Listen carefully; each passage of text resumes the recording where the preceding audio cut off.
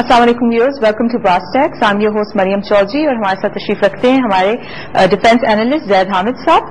پچھلے پروگرام میں ہم نے ڈسکشن کی تھی برٹش ایسٹ انڈیا کمپنی پہ. اس پروگرام میں بھی ہم جاری رکھیں گے discussion on British East India company اور ان کی اکنامک ایکسپلائٹیشن اور ڈرگ ٹریڈ جس میں وہ انوالو تھے. زید صاحب پلیز ٹو اسٹارٹ. دیکھیے مریم، پچھلی دفعہ ہم نے ایسٹ انڈیا کمپنی کی وہ ایکسپلائٹیشن ڈسکس کی تھی جو انہوں نے بنگال میں قبضہ کرنے کے بعد کی. بڑی تکلیف دہ تاریخ ہے وہ ہماری. ہم نے پچھلی دفعہ آپ کو یہ بتایا تھا کہ کس طرح ایسٹ انڈیا کمپنی کے آنے کے 20 سال کے اندر اندر حال بنگال میں یہ ہو گیا تھا کہ کئی کروڑ انسان بھوک اور قحط اور فاقے سے تباہ و برباد ہوئے. اس سے پہلے نواب سراج الدولہ کے زمانے میں اور اس سے پہلے مسلمان حکومتیں جب وہاں پہ رہی ہیں تو بنگال انڈیا کا سب سے زرخیز صوبہ تھا. ہر گاؤں کے اپنا ایک مچھلیوں کا تالاب ہوا کرتا تھا، اپنا اناج، اپنا دھان، اپنا غلہ وہ خود اگایا کرتے تھے، اپنی فارمنگ تھی ان کی، خوشحال لوگ تھے. اور انڈیا کی گرینری کہا جاتا تھا اس کو، یعنی انڈیا کا غلہ دان تھا کہ یہاں سے سارا غلہ پروڈیوس ہو کے پورے انڈیا میں تقسیم کیا جاتا تھا. ایسٹ انڈیا کمپنی نے آنے کے بعد جو ایکسپلائٹیشن شروع کی، دیکھیے یہ لوگ حکومت کرنے نہیں آئے تھے شروع میں. یہ لوگ تاجر بھی نہیں تھے، یہ لوگ ایکسپلائٹرز تھے، یہ لوگ لوٹر تھے، ڈاکو تھے. یہ لوگ، ان کے خواب و خیال میں بھی نہیں تھا کہ ہم انڈیا جیسی بڑی امپائر پر قبضہ کر لیں گے. ان کا خیال یہ تھا کہ ہم یہاں پہنچے ہیں، جتنا ہمیں موقع ملتا ہے، جتنی چال بازی، مکاری اور چکر بازی کے ساتھ ہم اس علاقے پر جتنا قبضہ کر سکے، جتنی لوٹ مار کرو اور جلد سے جلد ریکوری کرو اور نکلو یہاں سے. ان کا پلان ایکچولی یہی تھا. یہ حکومت کرنے رکنے کے لیے ان کے خواب میں بھی نہیں تھا کہ مغل حکومت ہمیں اتنی اس ساری تباہی بربادی کرنے کے بعد مغل حکومت ہمیں اجازت دے گی اس بات کی. مگر ان کی خوش نصیبی اور مسلمانوں کی اور ہندوستان کی بد نصیبی کہ مغل حکومت کا مرکز اس وقت کمزور ہو چکا تھا. تو نواب سراج الدولہ کی شہادت 1757 میں ہوئی. ہم نے پوری تفصیل اس کے بعد ڈسکس کی کہ 1783 تک انہوں نے حشر نشر کیا کر دیا تھا. انہوں نے 2 کراپس اگانا شروع کی تھی بنگال میں. جب انہوں نے بنگال کے لوکل فارمرز کو منع کیا کہ آپ یہاں پر اپنی فوڈ کراپس نہیں اگائیں گے اور کیش کراپس لگائیں گے، تو اس میں ایک انڈیگو تھی جو کہ رنگ بنتا تھا، جس سے کلر کپڑے رنگنے کا کام آتا تھا، ان کی ٹیکسٹائل انڈسٹری میں وہ استعمال ہوتا تھا. دوسرا اوپیم تھی. آج ہم اس کو ڈسکس کریں گے کہ انہوں نے اوپیم کے ساتھ کیا کیا اور اوپیم یہ کس لیے اگاتے تھے. یہ تاریخ کا ایک تاریخ ترین پہلو ہے جس کو کسی تاریخ کی کتاب میں نہیں پڑھایا جاتا. انگریزوں نے اپنی اس تاریخ پر پردہ ڈال دیا.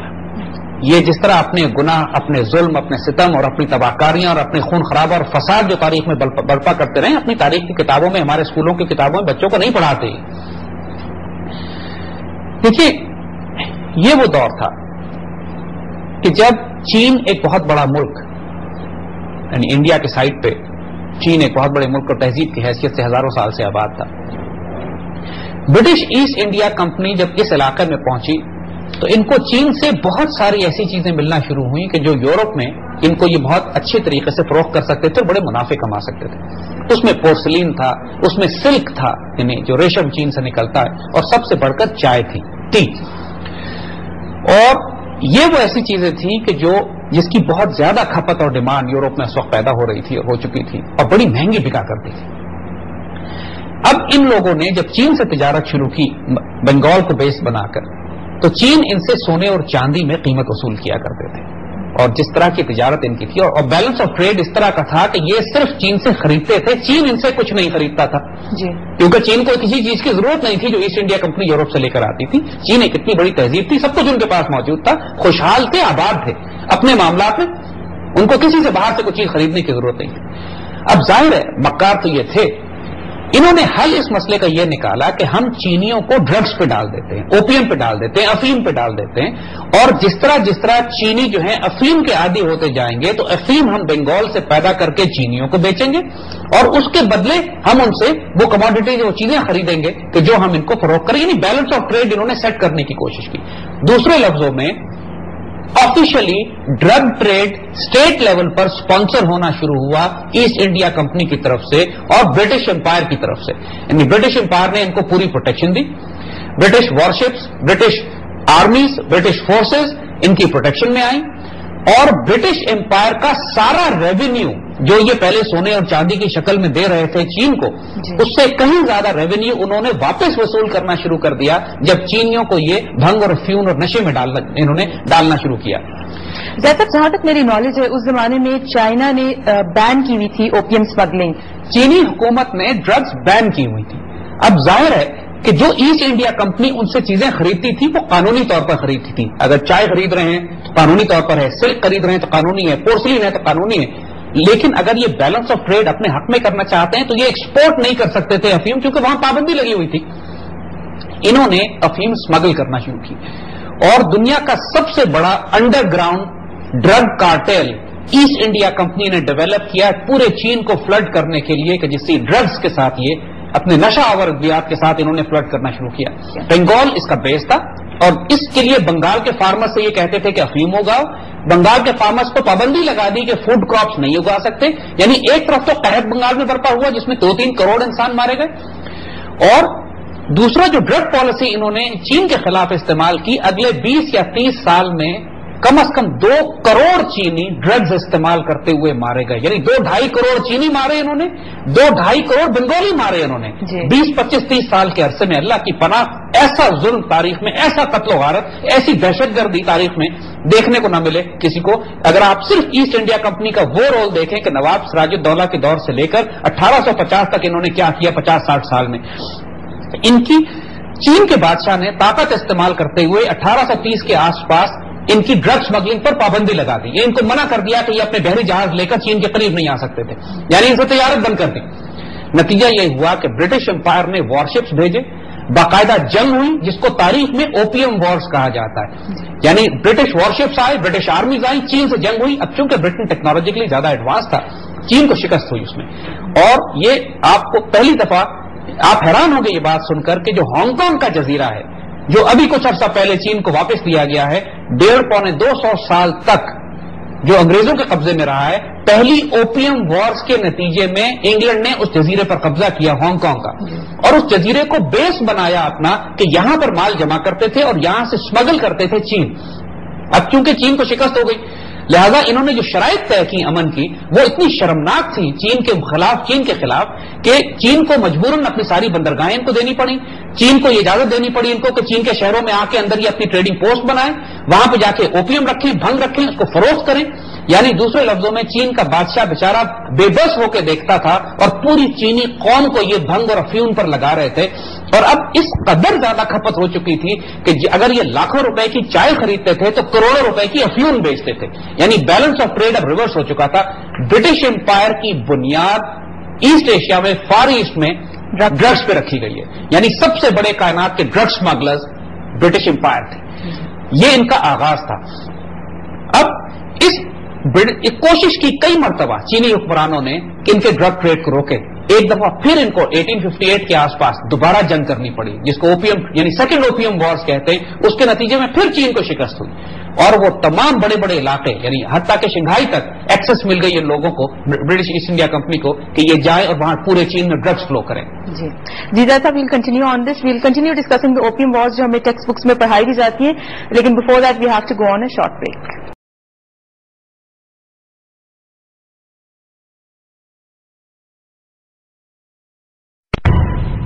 Welcome back, viewers. Zaid is telling us about the introduction of drugs to the European society as well as the Chinese civilization. Please continue.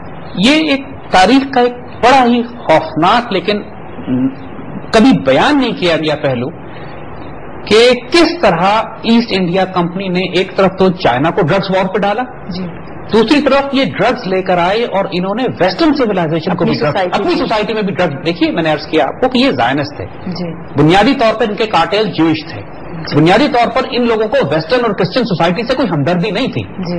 یہ وہ پیریڈ تھا ویسٹ میں کہ جب انڈسٹریل ریولوشن عروج پہ تھا، انڈسٹریل ورکرز ان کو چاہیے تھے کام کرنے کے لیے، اور اس زمانے کے لحاظ سے لائف کی پیس بہت بڑھ گئی تھی، لوگ فیکٹریوں میں کام کر رہے تھے، کئی شفٹوں میں کام ہو رہا تھا، انڈسٹری پروڈیوس ہو رہی تھی، پوری دنیا میں ان کی امپائر پھیلی ہوئی تھی، اور اس کیفیت میں جس طرح آج کل ہمارے دور میں جب لوگ کام کر کے تھک جاتے ہیں تو رات سونے سے پہلے کوئی ویلیم لے لیتا ہے، کوئی سگریٹ لگا لیتا ہے، کوئی لیگزاپن لے لیتا ہے، اس زمانے میں انہوں نے ان ڈرگس کو انٹروڈیوس کیا ویسٹرن سوسائٹیز میں کہ سکون کے لیے آپ ان دوائیوں کو لیں، یعنی اوپیم انٹروڈیوس کرائی، ان کی فارماسیوٹیکل کمپنیز نے پھر اس پہ ریسرچ کرنا شروع کی اور جو کریک میڈیسن جو آج کل کی ڈرگز ہیں یعنی جو ہیروئن ہے, آپ حیران ہوں گے یہ سن کر کہ اوپیم سے ہیروئن فارماسیوٹیکل کمپنیز نے بنائی ہے. جرمن بائر جو ہے اس نے ہیروئن ڈیولپ کی ایسیٹک اینہائیڈرائڈ کے ساتھ اس کو مکس کر کے اوپیم کو کہ وہ ہیروئن بنے. اسی طرح کوکین جو ہے وہ بھی ڈیولپ کی ان کی فارماسیوٹیکل کمپنیز نے. اور اس زمانے میں چونکہ ڈرگ لاس تھے کوئی نہیں, اس زمانے میں نئی نئی چیزیں یورپ میں انٹروڈیوس ہوئی تھی, تو قریباً 60 سال تک ڈاکٹرز اور میڈیسن اور فارماسیوٹیکل کمپنیز باقاعدہ بڑے بڑے اشتہار دیا کرتی تھیں امریکن اور یورپین اخباروں میں, جن میں کوکین, مورفین, اوپیم, ہیروئن یعنی ایسی ایسی خطرناک ڈرگز جن کا آج تصور کوئی انسان نہیں کر سکتا ہے, وہ یورپ اور امریکہ کے بازاروں میں کھلی بکا کرتی تھی. تو زید صاحب کیا اس وقت میں ان کلاس سے ڈرگز کی نیگیٹو افیکٹ سے وہ واقف نہیں؟ بالکل صحیح, اس زمانے میں کسی کو پتہ ہی نہیں تھا کہ ان کے لانگ ٹرم نیگیٹو افیکٹس کیا ہوں گے. اور ان ڈرگز کو انٹروڈیوس کیا جا رہا تھا اس وقت اس سوسائٹی. دیکھیے کسی بھی نئی چیز جب ایک سوسائٹی میں انٹروڈیوس کی جاتی ہے تو اس کا ریئیکشن, اس کے سائڈ افیکٹ, اس کے سوشل فیبرک پہ اس کے اثرات ہوتے ہوتے 20-30-40 سال لگ جاتے ہیں.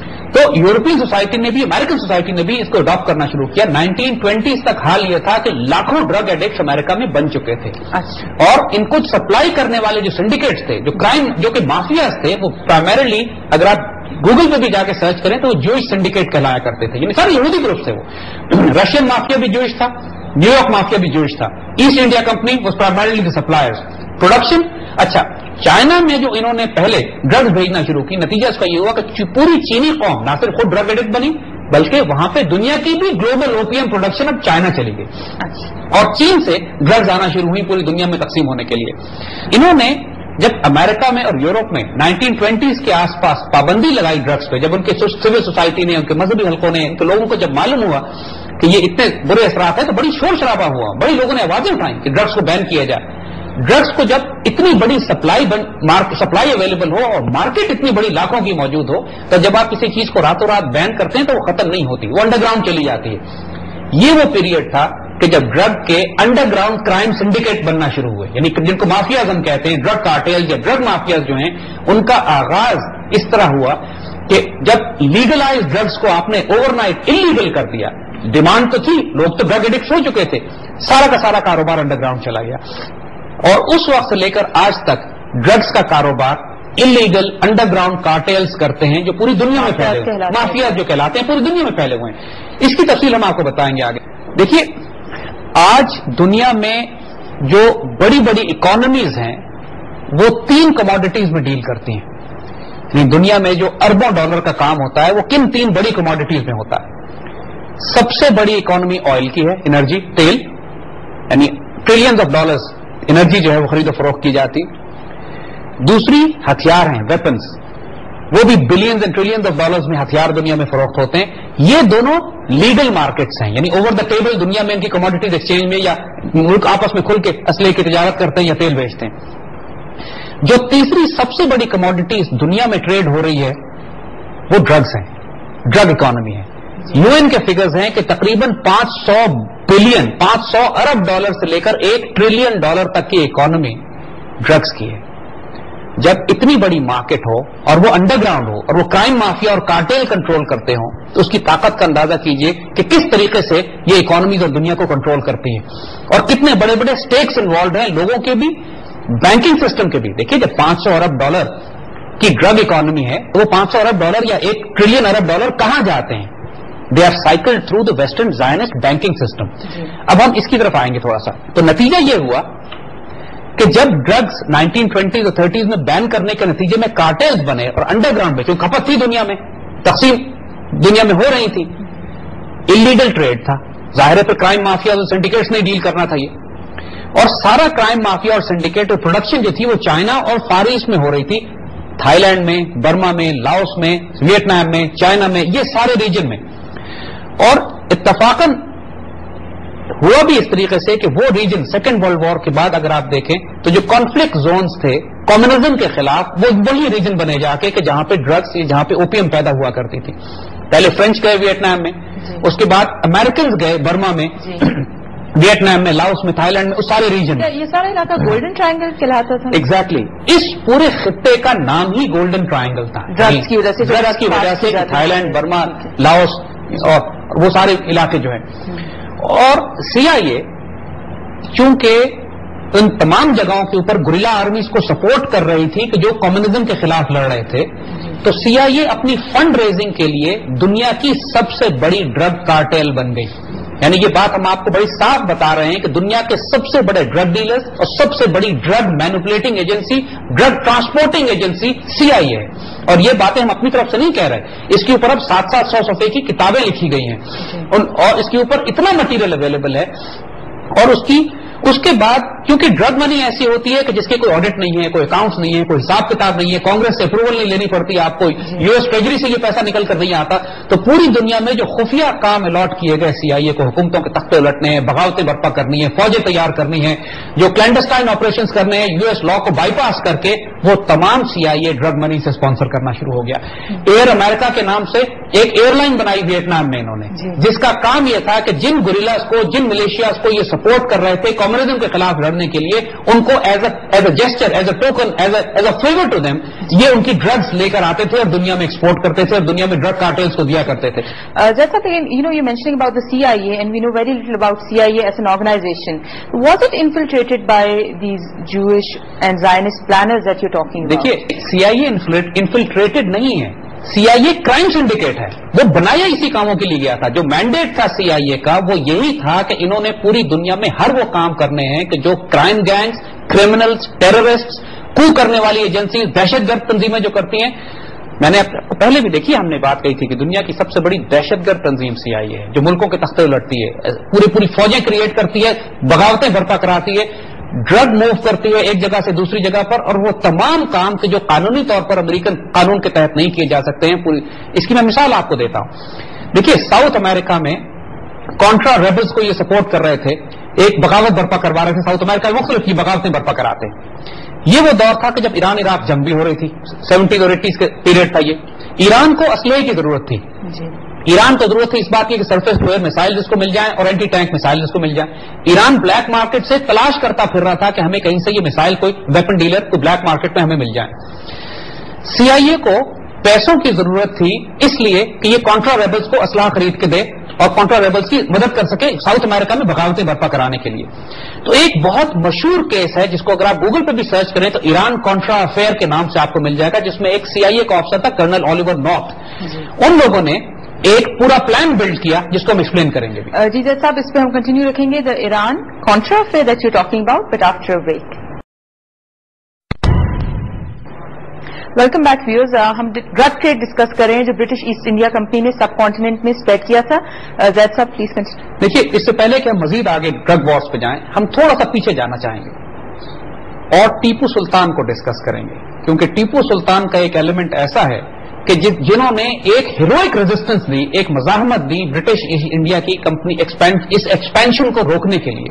وہ تمام ملٹری اسٹریٹجیز یا پولیٹیکل اور اکنامک یا ڈپلومیٹک اسٹریٹجیز جو ٹیپو سلطان سے پہلے کسی مغل بادشاہ نے یا مغل نواب نے جیسے سراج الدولہ تھے انہوں نے ڈپلوائے نہیں کی تھی. اور ٹیپو کو سمجھنا، ٹیپو کو اسٹڈی کرنا بہت ضروری ہے کیونکہ پہلی مرتبہ ایک آرگنائزڈ رسپانس، ایک آرگنائزڈ ریزسٹنس اگر انڈیا میں کسی نے آفر کی برٹش ایسٹ انڈیا کمپنی کو تو ٹیپو سلطان تھے. اور ہسٹوریکل ٹرمز میں بنگال کو فتح کرنے کے بعد برٹش ایسٹ انڈیا کمپنی نے اپنا رخ ٹیپو سلطان کی اگر آپ نقشہ دیکھیں نا تو بنگال ایسٹ میں ہے، میسور ساؤتھ میں ہے. اور 1757 میں جب نواب سراج الدولہ کو شہادت ہوتی ہے، شکست ہوتی ہے اور 20-30 سال کے عرصے میں بنگال لوٹ لیا جاتا ہے، بالکل تباہ و برباد ہو جاتا ہے. اس کے بعد انگریز اپنی توجہ کرتے ہیں دوسرے علاقوں کی طرف اور ساؤتھ میں میسور کی طرف آتے ہیں. اس وقت میسور کے حکمران حیدر علی تھے، ٹیپو سلطان کے والد.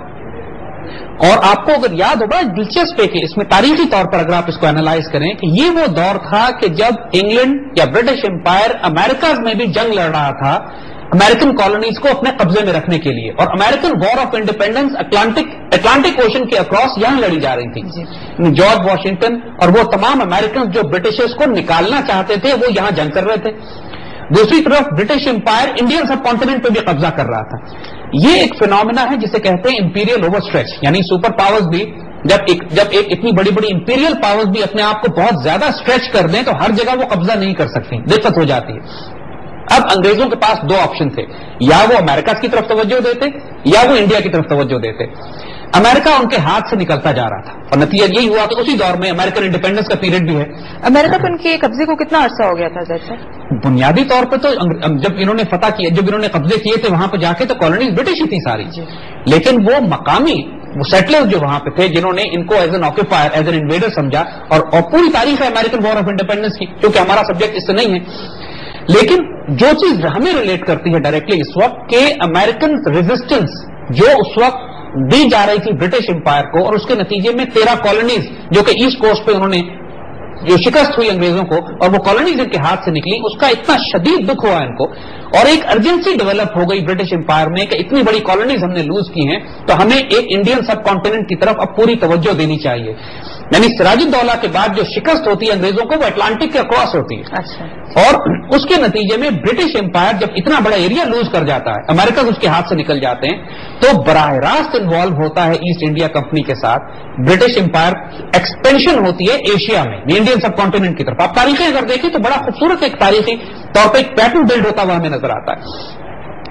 اب نواب سراج الدولہ کی شہادت کے بعد جب یہ ٹیپو کی طرف گئے، لیکن اس سے پہلے چھوٹی سی بات اور، جب امریکن ریزسٹ کر رہے تھے برٹش کو تو امریکنز اتنا اپریشیٹ کر رہے تھے ٹیپو سلطان اور حیدر علی کی مزاحمت کو جو انڈیا میں یہ انگریزوں کے خلاف دے رہے ہیں کہ ایک امریکن بیٹل شپ کا نام رکھا گیا USS حیدر علی.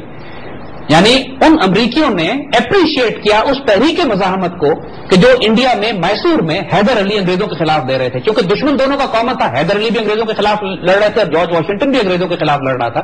تو ان لوگوں نے آپ ایک دوسرے کو اپریشیٹ بھی کیا. حیدر علی ان پڑھ آدمی تھے لیکن دلیر آدمی تھے.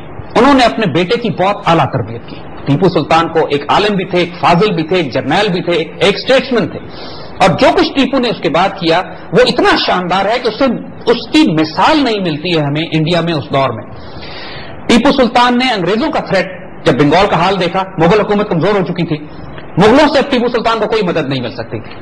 ٹیپو سلطان نے خلافت عثمانیہ کی طرف اپنے نمائندے بھیجے جو اس وقت مسلمانوں کی بڑی خلافت تھی، مگر بدنصیبی کہ ٹیپو سلطان کے نمائندے استنبول پہنچے تو وہاں ان کا انتقال ہو گیا. آج بھی ان کی قبر استنبول میں موجود ہے، اور ان کی قبر پہ لکھا ہوا ہے کہ ٹیپو سلطان کے ایلچی جو ہندوستان سے آئے تھے استنبول میں خلافت عثمانی سے مدد لینے کے لیے.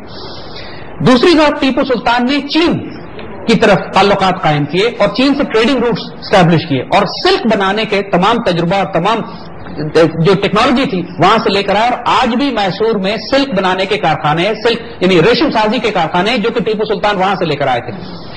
انہوں نے اوورسیز ٹریڈنگ پوسٹ قائم کی خلیج میں، گلف آف عربیہ میں. انہوں نے فرینچ سے رابطہ کیا. یعنی ٹیپو سلطان نے اس وقت جو گلوبل ریپوزیشننگ فورسز کی ہو رہی تھی، جب انہوں نے دیکھا کہ انگریز طاقتور ہوتے جا رہے ہیں، انہوں نے فرانسیسیوں کو انوائٹ کیا، ملٹری ٹیکنالوجی بلڈ کی، ملٹری انڈسٹری لگائی. یعنی فرانس کی مدد سے جو انہوں نے ملٹری ٹیکنالوجی بلڈ کی، ان کی مسکٹس جو کہ توڑے دار بندوقیں جو مزل بیرل سے بھری جاتی ہیں، جو flint lock technology Tipu Sultan نے استعمال کی وہ برٹش ٹیکنالوجی سے بہتر تھی. یعنی ایک طرف اگر آپ انہوں نے نیول فلیٹ بنایا، بحری جہاز تیار کیے کہ جو ٹریڈنگ بھی کیا کرتے تھے اور ان کی کوسٹ لائن بھی پروٹیکٹ کیا کرتے تھے. جو کمال کی ملٹری اور ڈپلومیٹک اسٹریٹجی جیسے ہم نے عرض کیا ٹیپو نے ڈپلوائے کی تھی، لیکن بدنصیبی چونکہ وہ وقت مسلمانوں کے زوال کا تھا. جو مرضی ملٹری اسٹریٹجی ڈپلوائے کریں، جب قوموں کے عروج زوال کا جب قوموں کے زوال کا وقت ہوتا ہے پھر غلامی میں ناکام آتی ہیں تدبیریں شمشیریں. مسلمان قوم کی شاید تقدیر میں لکھ دیا گیا تھا کہ اب اس نے زوال ہونا ہے اس کا. تو یہ نظام کی غداری، مرہٹوں کی طرف سے سازشیں، اور میر صادق جعفر بنگال صادق دکن، علامہ اقبال نے جو اپنی شاعری میں کہا. ٹیپو سلطان کو بھی شکست ہوتی ہے. 1799 میں ٹیپو کی شہادت کے بعد انگریز جنرل ان کی لاش پر کھڑا ہو کر کہتا ہے آج ہندوستان ہمارا ہے. ان کو اچھی طرح معلوم تھا، اس سے پہلے یقین نہیں تھا ان کو کہ یہ انڈیا کیپچر کر سکیں گے یا نہیں.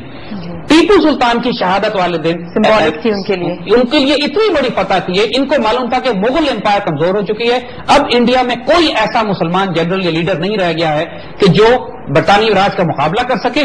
ٹیپو کی ملٹری اسٹریٹجی اتنی پرفیکٹ تھی کہ اگر اندر سے غداریاں نہ ہوتی، اگر اندر سے اس بیچارے کی پشت میں خنجر نہ گھونپ دیا جاتا تو تاریخ تبدیل کر دیتا وہ مجاہد. یعنی اس نے، میں نے عرض کیا نا کہ چین سے لے کر خلافت عثمانیہ سے لے کر مڈل ایسٹ تک لے کر فرینچ یورپ تک جا کے اس نے اتنی بڑے بڑے گلوبل الائنسز بنانے کی کوشش کی ہے، ٹیکنالوجی ڈیولپ کرنے کی کوشش کی، ٹریڈنگ روٹس بنائے. برٹش ایسٹ انڈیا کو اس نے کاؤنٹر کرنا شروع کر دیا تھا. وہ فرینچ کنسیشن دے رہا تھا فرینچ کو تاکہ برٹش ان کو نکالا جا سکے. مگر جیسے ہم نے عرض کیا کہ شاید مسلمانوں کی تقدیر میں لکھا ہوا تھا یہ کہ ہم نے غلام ہونا ہے. ایک ہمارے زوال کا پیریڈ تھا اس انڈیا میں. ٹیپو سلطان کی شہادت کے بعد ایسٹ انڈیا کمپنی کو کھلی چھٹی مل گئی قتل و غارت اور جو کچھ لوٹ مار وہ کرنا چاہتے تھے. یعنی 1757 سے 1857 کا پیریڈ اتنا ہولناک ہے جو ہم پہلے بھی ڈسکس کر چکے ہیں کہ کئی کروڑ انسان انڈیا میں ہلاک ہوئے. This was simultaneously the period. جیسے ہم نے کیا کہ 1830 میں ڈرگ وار پہلی انہوں نے اوپیم وار چائنا کے ساتھ لڑی اور سیکنڈ اوپیم وار کے بعد تو چائنا بالکل ختم ہو چکا تھا. یعنی اگلے تقریباً 100 سال تک پوری چینی قوم نشے اور افیون اور بھنگ سے نکل ہی نہیں سکی, بالکل ڈوبے ہوئے تھے اس کے اندر یہ. مگر یہ جو ڈرگ کارٹیل, دیکھیے میں نے عرض کیا آپ کو کہ asset India company drug cartel تھی بہت بڑی. یعنی ان کا ایک بہت بڑا رول جو تھا وہ ڈرگ شپمنٹس کا تھا. انہوں نے چین سے ڈرگس تو بیچی ان کو, لیکن دے ریئلائز کہ اس میں اتنا پوٹینشیل ہے کہ یورپ اور امریکہ میں بھی یہ ڈرگس بیچی جا سکتی ہیں. تو تاریخی طور پر 1850 سے لے کر 1910 تک یہ 60 سال ایسے پیریڈ ہیں کہ جب یورپ اور امریکہ میں بھی یہ ڈرگز انٹروڈیوس کی گئی اور یورپین اور امریکن قوم کے ساتھ بھی وہی حشر ہونے لگا جو چینیوں کے ساتھ ہو چکا تھا. جی زید صاحب, یہ ایپیسوڈ تھوڑا سا اس بات کو بھی انڈر لائن کر رہا ہے کہ پریپریشن کتنی امپورٹنٹ ہے, بیکاز ٹیپو سلطان کا آپ نے مینشن کیا ان کی ساری ٹریننگ اور ان کا ویژن ان کے فادر حیدر سلطان کی طرف سے آ رہا تھا جو باقی لوکل سویلائزیشن میں شاید مسنگ تھا. We'll continue on the same topic, لیکن پہلے we have to go on a short break. بہت بھاری پروفٹ کمایا, اس میں سے کچھ خود رکھا اور پھر جو پروفٹ آئے اس سے مزید اسلحہ خریدا اور کانٹرا ریبلز کو دیا. یعنی پوری, اور یہ امریکن گورنمنٹ نے پابندی لگائی ہوئی تھی کہ آفیشلی کوئی امریکن فرم یا امریکن کمپنی ایران سے ڈیل نہیں کر سکتی تھی اس زمانے میں, کیونکہ ایران پر پابندیاں لگائی ہوئی تھی امریکہ نے.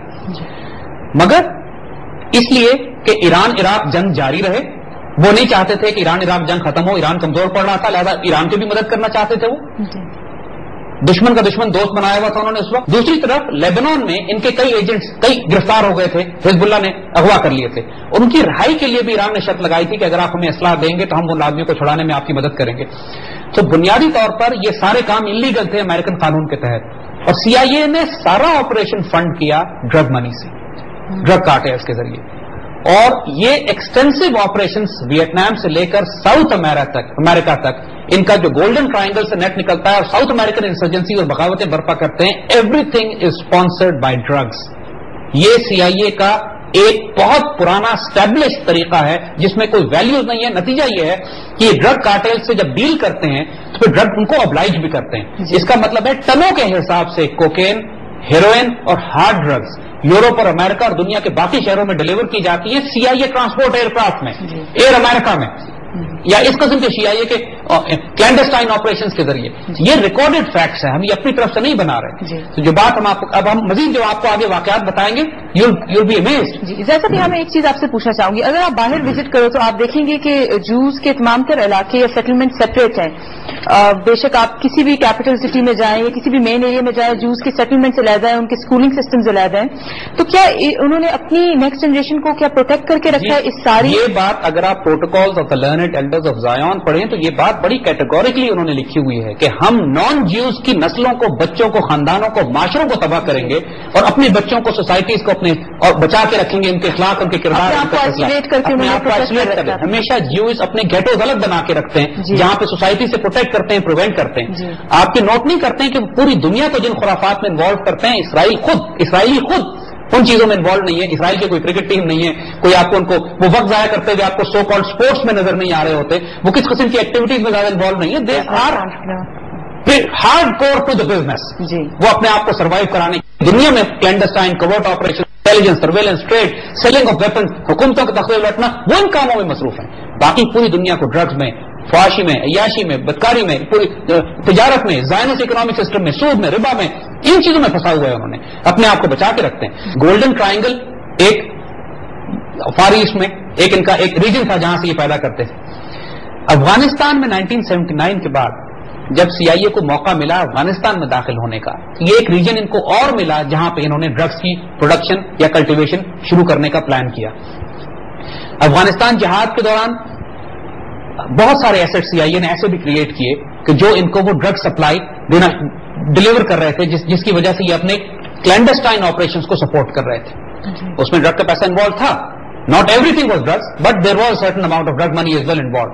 بڑے بڑے ڈرگ ڈیلر اس زمانے میں پیدا ہوئے پاکستان میں اور اس علاقے میں جو پیدا ہوئے وہ سارے افغانستان جہاد کے وقت کی پیداوار ہے جن کو CIA نے اسپانسر کیا ہوا. I would like to clear a conclusion here for our viewers also.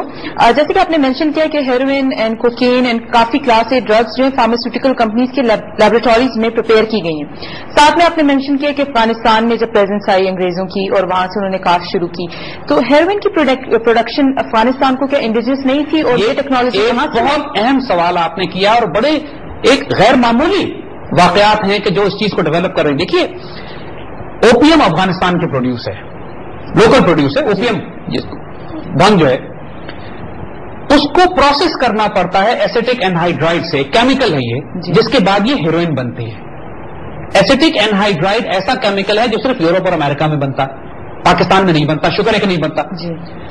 اور ایک عجیب و غریب بات ہم آپ کو بتائیں کہ اب جب بھی امریکنز کا انفلوئنس ہوا ہے اس علاقے میں پورے یورپ سے اور دنیا سے یہ ایسیٹک اینہائیڈرائڈ کے کنٹینر خرید کے یہ افغانستان بھیج رہے ہیں ٹرانزٹ ٹریڈ کے ذریعے. یعنی پاکستان کا چونکہ افغانستان سے ٹرانزٹ ٹریڈ ایگریمنٹ ہے, افغانستان کے کنٹینر کراچی پورٹ پہ آتے ہیں اور یہاں سے بغیر کھولے شپ کیے جاتے ہیں, خیبر اور خیبر کے راستے یہ افغانستان چلے جاتے ہیں. پاکستان کو اجازت نہیں ہے ان کو کھولنے کی. ان کنٹینرز میں ایسیٹک اینہائیڈرائڈ کی بیرلز آفٹر بیرلز ٹنوں کے حساب سے جا رہا ہے. اب سوال یہ ہے کہ کیا یورپ میں پتہ نہیں ہے ان لوگوں کو کہ افغانستان میں ایسیٹک اینہائیڈرائڈ جا رہا ہے تو کس کام کے لیے استعمال ہوگا؟ اگر یقین کیجئے میں بات آپ کو صاف صاف بتا رہا ہوں, اگر پاکستان کی اینٹی نارکوٹکس فورس دن رات سرفروشی سے جان مار کے ان ڈرگز کو نہ روک رہی ہو نا پاکستان میں آنے سے, ہزاروں ٹن تو یہ سرحد پہ ہی جلا دیتے ہیں پکڑ پکڑ کے. اگر یہ نہ روک رہی ہو تو پاکستان کے بچے بچے کے ہاتھ میں ہیروئن کے سگریٹس ہوں. دیکھیے ہم آپ کو صرف ایک مثال دیتے ہیں. افغانستان سوویت انویژن کے دوران سوویت ایرا میں بہت بڑی ایک فیکٹری بن گیا تھا ڈرگز کی, ڈرگز پروڈیوس, کیونکہ اکانومی تباہ ہو چکی تھی, کھانے پینے کے لوگوں کو کچھ نہیں تھا. اور جنگ کی حالت میں جب کوئی کنٹرول نہ ہو, کوئی خوراک نہ ہو, کوئی کھانا نہ ہو, لوگ مجبوراً بھی ڈرگز کی طرف چلے جاتے ہیں. اور لوگ گئے. روسیوں نے بھی ڈرگز استعمال کرنا شروع کی. رشین آرمی میں بہت بڑی پرابلم ڈرگز کی بن گئی. یہ بھی امریکنز چاہ رہے تھے کہ ڈرگ کو اس لیے انہوں نے کلٹیویٹ کروایا تھا کہ مقصد یہ تھا کہ رشین آرمی کو ڈرگز میں ڈال دیا جائے. اور یہ ہوا کہ تمام کی تمام ہزاروں ٹن کے حساب سے سال میں کئی سالوں میں ڈرگ جو تھی وہ اسمگل ہو کے رشین آرمی کے ذریعے سینٹرل ایشیا میں گئی. اور روسی امپائر کو تباہ کرنے میں ڈرگز کا بڑا رول تھا. ان کی فوجیں لڑتی نہیں تھیں, سپاہی. مجھے یاد ہے یعنی ہم نے افغانستان میں دیکھا ہے کہ رشین سولجرز ایمونیشن ایکسچینج کرتے تھے ڈرگز کی دیے, یعنی ڈرگز ہیروئن لیتے تھے اور ایمونیشن اور گنز اور ویپنز اور گرینیڈز دیا کرتے تھے یعنی ریزسٹنس کو. یہ باقاعدہ ٹریڈ ہوتا تھا وہاں پہ.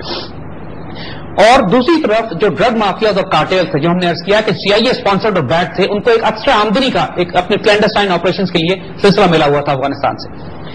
یہ ایک بڑی اہم نوٹ کرنے کی بات ہے کہ جب طالبان افغانستان میں آئے 1995 میں اور 6 سال کے عرصے میں 2001 تک طالبان رہے ہیں, افغانستان میں اوپیم پروڈکشن آلموسٹ زیرو ہو گئی تھی. یہ UN ریکگنائز فگرز ہیں.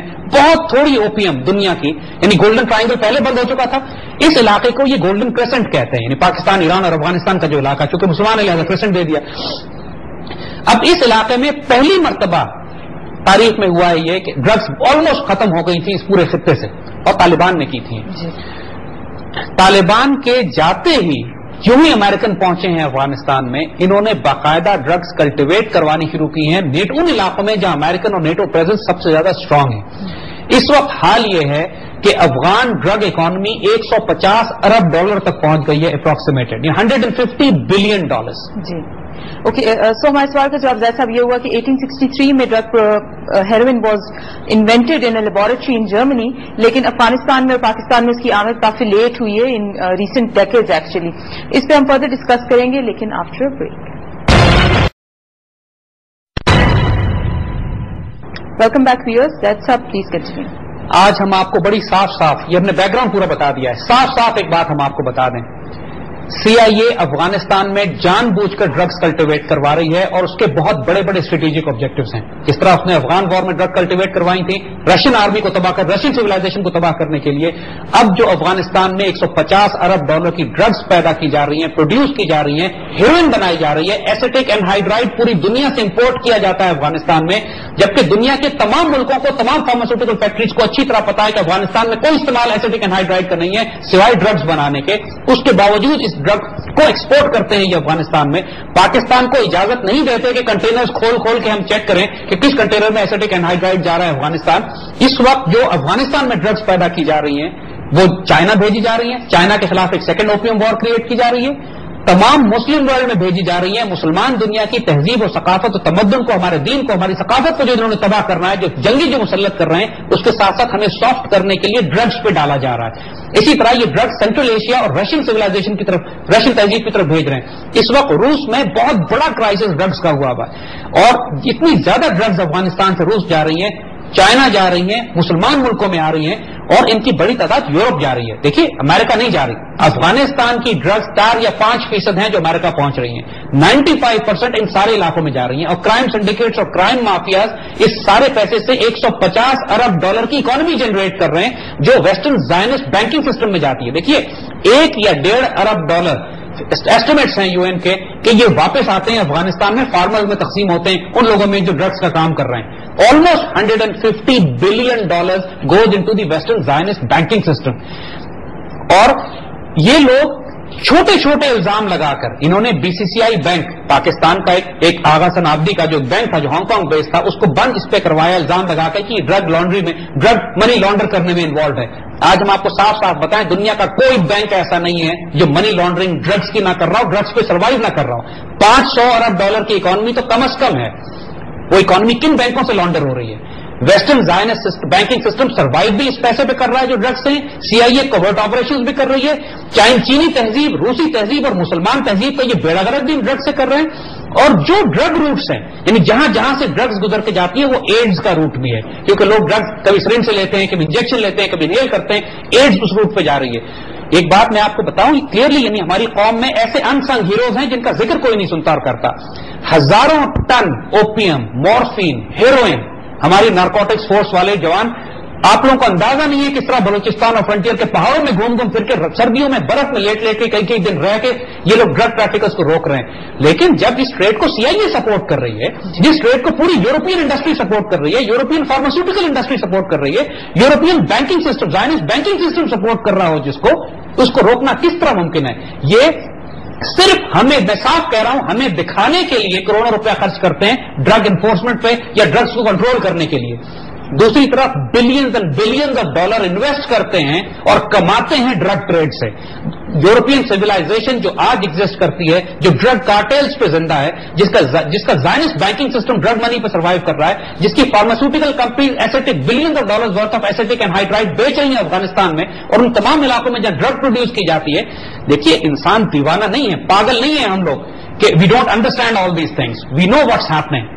इट्स जस्ट दैट कि हमारे लोग जो मर्जी जान की बाजी लगा देनी चाहिए और लगा रहे हैं। यानी मैंने किया ना कि नारकोटिक फोर्स वालों को सिर्फ आप देखें किस तरीके से बलूचिस्तान में एक साल की जो अमेरिका में कंजम्पशन होती है ड्रग्स, ये एक सीजर करते हैं और जला के रख देते हैं उसको वहीं पे, पाकिस्तान में नहीं पहुंचने देते उनको। मगर इन लोगों की इस एफर्ट का फायदा कोई इसलिए नहीं हो रहा है। एक फायदा तो ये हो रहा है अल्लाह के फल से कि अगर 100% हर बच्चे के हाथ में सिगरेट होती अगर ये ना कर रहे होते काम। अब ये है कि हमारे यहां भी बड़ा मेजर क्राइसिस है। 20-30 लाख ड्रग एडिक्ट्स पाकिस्तान में, 30-40 लाख ड्रग एडिक्ट्स ईरान में बन चुके हैं, 40-50 लाख सेंट्रल एशिया में, चाइना में कोई 40-50 लाख ड्रग एडिक्ट बन चुके हैं, रूस में कोई 40-50 लाख है। यानी इमेजिन करें कंजम्पशन कितनी है इस सारी की सारी ड्रग्स की और सारा फायदा जो उनको सिविलाइजेशन तहजीबों को तबाह करने का। हमने पहले बात की थी कि ये आपको इकोनॉमी कंट्रोल करके तबाह करते हैं, मनी सप्लाई कंट्रोल करके तबाह करते हैं, आपकी फूड सप्लाई कंट्रोल करके तबाह करते हैं और ये आपको ड्रग्स में मुब्तला करके, उसी तरह जिस तरह ओपियम वॉर्स में मुब्तला करके चाइना को इन्होंने 100 साल तक नशे में रखा और हिलने नहीं दिया। 1948 में माओ ज़ेडुंग जब आया है, उसने आने के बाद सैकड़ों ड्रग डीलर्स को, ड्रग ट्रैफिकर्स को, ड्रग इस्तेमाल करने वालों को बेब्रेक कत्ल किया, जेलों में डाला, कत्ल किया और विदिन 2 और 3 ईयर्स हाल ये हुआ कि चाइना साफ हो गया और आज देखिए चाइना कहां पहुंचा हुआ है। दुनिया में जब तक इन ड्रग्स के खिलाफ इतना शदीद रिएक्शन कम से कम पाकिस्तान या मुसलमान ममालिक बर्पा नहीं करेंगे, anybody dealing in drugs should be dealt very severely. और सबसे पहले जिसको हमें सिवियरली डील करना चाहिए उन वेस्टर्न कंपनीज को जो एसेटिक एनहाइड्राइड अफगानिस्तान एक्सपोर्ट कर रही हैं। किस लिए कर रही हैं? नोइंग फुली वेल कि वहां ड्रग्स पैदा हो रही हैं, नोइंग फुली वेल कि सिर्फ ड्रग्स में इस्तेमाल होती है। सीआईए के तमाम तरह ऑपरेशन ड्रग्स फंडेड हैं जो, और इस वक्त उनके जो ऑब्जेक्टिव और क्या वजह ये ड्रग इल्जाम लगाते हैं कि तालिबान ड्रग्स से अपनी आमदनी कर रहे हैं। अगर तालिबान ड्रग्स से अपनी आमदनी तो फिर तालिबान फिर 1995 और 2001 तक भी अपनी आमदनी ड्रग्स से पैदा कर सकते थे। लेकिन जैसे आप इन पेनल्टीज को कैसे इन्फोर्स किया जाए, क्योंकि सऊदी अरेबिया के जैसे हम जानते हैं बड़ी स्ट्रिक्ट पेनल्टीज हैं, लेकिन जैसे आपने मेंशन किया कि व्हाइट कॉलर क्राइम बन चुके हैं और अपर एथलीन इज डिफरेंट, और जो नीचे पेडल कर रहे हैं ड्रग्स वो तो लोकल इनहेबिटेंट्स हैं, अफगानीज हैं, उनके ऊपर पेनल्टीज कैसे मैंने अर्ज किया ना कि آپ اس کو کنٹین کر سکتے ہیں, کسی حد تک روک سکتے ہیں کہ اپنے معاشرے میں ختم اس لیے نہیں کر سکتے کہ جس لیول پر پیسہ انوالوڈ ہے, جس لیول پر حکومتیں انوالوڈ ہیں, جس لیول پر ویسٹرن زائنسٹ سسٹم اور بینکنگ سسٹم انوالوڈ ہے, جس لیول پر کوورٹ یعنی secret agencies like CIA involved ہیں, اس کو ختم نہیں کیا جا سکتا کیونکہ یہ ان کے اسٹریٹجک انٹرسٹ کا حصہ ہے کہ ڈرگس کو استعمال کر کے قوموں کو تباہ کیا جائے. جس طرح یہ نیوکلیئر ویپن استعمال کرتے ہیں, جس طرح ڈیزی کٹرز استعمال کرتے ہیں, جس طرح یہ اپنے میڈیا کو استعمال کرتے ہیں, ان کا بہت بڑا ویپن ڈرگز ہے جس کو یہ استعمال کر رہے ہیں مسلمان دنیا کے خلاف بھی, روس کے خلاف بھی, چین کے خلاف بھی, اور یہ روٹ ہے اس کا. یعنی وہ کاروبار جو ایسٹ انڈیا کمپنی نے, وہ اسٹریٹجی کسی قوم کو سافن اپ کرنے کی, تباہ کرنے کی, لو انٹینسٹی کانفلکٹ کی جو ایسٹ انڈیا کمپنی نے چینیوں کے خلاف ڈیولپ کی تھی, اب ایک فل فلیج وار ہے جو CIA اسپانسر کرتی ہے, جوئش سینڈیکیٹس اس کو رن کرتے ہیں, زائنسٹ بینکنگ سسٹم اس پیسے کو لانڈر کرتا ہے اور استعمال کرتا ہے, اور اس سے یہ اپنے تمام ان تہذیبوں کو تباہ کر رہے ہیں جن تہذیبوں کے خلاف یہ بعد میں مسلح جنگ برپا کرنا چاہتے ہیں. یہ سافننگ اپ آپریشنز ہیں جو ہو رہے ہیں. ان تمام باتوں کو دیکھیے, اس کے ریسپانسز ڈیولپ کیے جا سکتے ہیں. پاکستان میں ہمیں بہت سخت ڈرگ لاز اپلائی کرنے پڑیں گے. نہیں, ابھی تک پچھلے 10 سال میں سوچئے پاکستان میں ایک بھی ڈرگ ڈیلر پھانسی نہیں چڑھایا گیا, کسی ڈرگ ڈیلر کو سزا نہیں دی گئی, جبکہ بڑے بڑے, میں آپ کو بتاؤں, بڑے بڑے ڈرگ ڈیلر جو پاکستان نے پکڑ کے امریکہ کو دیے ہیں, چند ہفتوں کی سزا کے بعد وہ ریلیز ہو جاتے ہیں. اور یہ ہسٹوریکل فیکٹ ہے کہ لوگ ریلیز ہوئے ہیں, وہ ڈرگ ڈیلر جو پاکستان کے ریکارڈ میں اس ریجن کے بڑے بڑے ڈرگ ڈیلرز تھے, امریکہ نے CIA کے پاس جاتے ہی وہ ریلیز ہو گئے. کیوں؟ اس لیے کہ ان کی پیرول پہ تھے, ان کا آپس میں کاروبار تھا, ان کا ساجھا تھا, وہ دوست تھے, شرکت دار تھے اسی کاروبار میں. اور CIA ملٹری آپریشن فنڈ ہوتے ہیں ڈرگ کارٹیلز کے ذریعے, جیسے ہم نے بتایا. انہوں نے BCCI بینک کو بند کروایا یہ الزام لگا کر کہ یہ ڈرگس میں منی لانڈرنگ کر رہا ہے. حقیقت یہ نہیں تھی. اصل میں BCCI بینک حالانکہ وہ انٹرسٹ بیسڈ بینک تھا, ان کے کفر کے نظام میں ان کے مقابلے پہ کھڑا ہوا تھا, لیکن آغا حسن آبادی کی بڑی بھاری انویسٹمنٹ تھی پاکستان کے ایجوکیشن میں. یعنی ٹوپی میں جو ہمارا غلام اسحاق خان انسٹی ٹیوٹ آف ٹیکنالوجی بنا ہوا ہے پاکستان کے ایجوکیشن میں, وہ سارا BCCI فنڈڈ ہے. اس کے علاوہ ہمارے نیوکلیئر پروگرام کے لیے جو پوری دنیا میں ہمیں منی شپمنٹس کرنی پڑتی تھی, خرید و فروخت کرنی پڑتی تھی, وہ سارے کے سارے خاصی بڑی تعداد میں پاکستان کے اسمگلرز بھی کنٹریبیوٹ کرتے تھے. یعنی پاکستان کے بڑے بڑے اسمگلرز نے کنٹریبیوٹ کیا ہے نیوکلیئر پروگرام اور اکوپمنٹ اور پارٹس کو پاکستان لانے میں, اور BCCI نے بھی رسک لیا تھا یہ کہ پاکستان کے لیے وہ منی ٹرانسفر, منی شپمنٹس کو کرنے پہ. اب یہ اس کا الزام تو نہیں لگا سکے, ڈرگس کا الزام لگا کے اس کو بند کر دیا, لیکن اس میں کوئی شبہ نہیں ہے کہ ان کا ایک ایک بینک ڈرگ منی لانڈرنگ میں انوالوڈ ہے. ان کے یہ چہرہ اتنا ناپاک ہے اور پوری انسانیت کو اتنی اس کی وجہ سے اذیت اور تکلیف میں یہ مبتلا کر رہے ہیں ڈرگس کی وجہ سے. اب ہم نے یہ چہرہ بھی آپ کو دکھایا. آئندہ انشاءاللہ اگلے 1-2 پروگراموں میں ہم سولوشن کی طرف آئیں گے, لیکن for now we would like to conclude it here. ان کا جو فوڈ کنٹرول, ان کا جو منی سپلائی کنٹرول اور ڈرگس کنٹرول, اور اس کے علاوہ جو ان کے اور ایسوسیٹس جو ان کے طریقہ کار ہیں جس سے یہ انسانوں کو غلام بناتے ہیں, قوموں اور تہذیبوں کو تباہ کرتے ہیں, آج یہ سارا ایلیمنٹ آپ کے سامنے آ گیا. انشاءاللہ responses will be developed in the next programme. Thank you Zaid صاحب. ویورز, آج ہم نے ڈسکس کیا ہسٹوریکل کانٹیکسٹ اور اس کو ہم نے بلڈ کیا ہے ماڈرن ڈے اوپیم وارز میں. اس ٹاپک کو ہم اگلے ایپیسوڈ میں جاری رکھیں گے. انٹل نیکسٹ ٹائم ہمیں اجازت دیجیے. ہمارا ای میل ایڈریس ہے info@brasstax.biz. Keep on writing to us. Until next time, خدا حافظ.